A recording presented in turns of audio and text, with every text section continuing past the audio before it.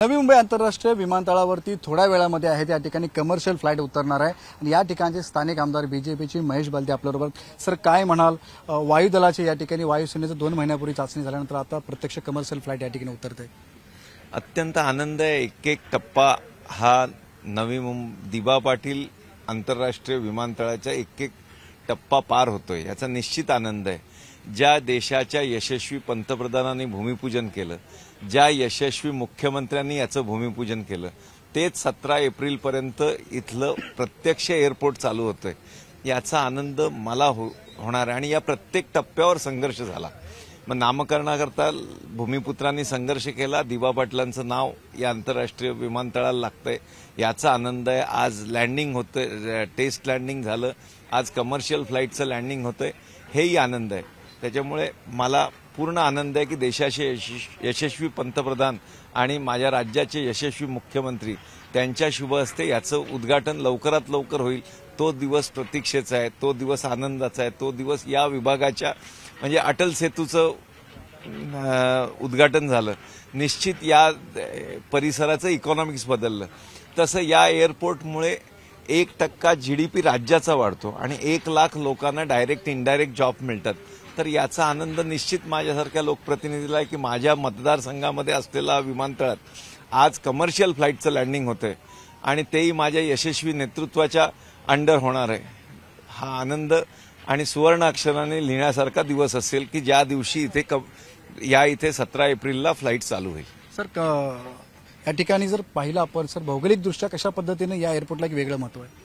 नाही, निश्चित 10 गावांनी स्थलांतर करून झालेलं, एवढ्या गजबजलेल्या नव्या मुंबई आंतरराष्ट्रीय विमानतळामध्ये झालेलं हे आंतरराष्ट्रीय स्तराचं एअरपोर्ट या विभागात येतंय.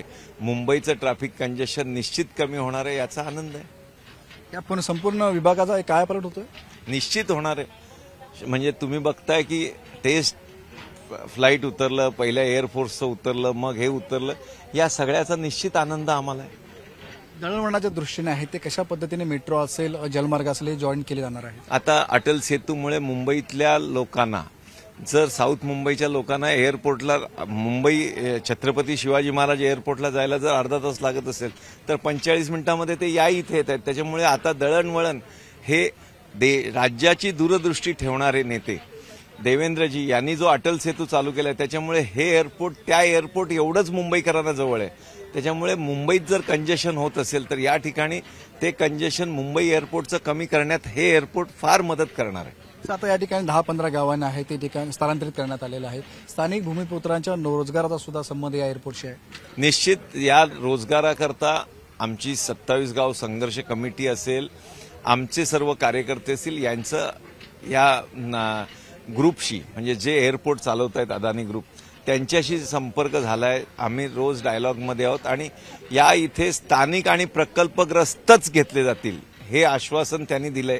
त्याच्यामुळे सिडको असेल, भूमिपुत्र असतील, आमच्या कमिट्या असतील, या सर्व कोऑर्डिनेट करून त्यांच्याशी संपर्कात आहोत. सर, पुढील 5-6 महिन्यांमध्ये या ठिकाणी प्रत्यक्ष सुरुवात होईल? 17 एप्रिल हा डेडलाईन मला इथले जे सीओ आहेत कॅप्टन शर्मा यांनी दिली आणि मला विश्वास आहे ज्या प्रगतीने तो माणूस प्रत्येक गोष्ट मॉनिटर करतोय आणि त्यांच्या खात्रीने कॅप्टन शर्माने दिलेल्या शब्दानुसार मला पूर्ण खात्री आहे की 17 एप्रिलपर्यंत या इथे कमर्शियल फ्लाईट चालू होतील. नक्कीच आपण पाहतो की एप्रिलमध्ये आहे ते या ठिकाणी प्रत्यक्ष प्रवासी वाहतूक सुरू होईल अशा प्रकारचा आशावाद स्थानिक आमदार महेश बलदे यांनी व्यक्त केलेला आहे. कॅमेरामॅन विनय राजभरसह विनायक पाटील, एबीपी माझा, नवी मुंबई.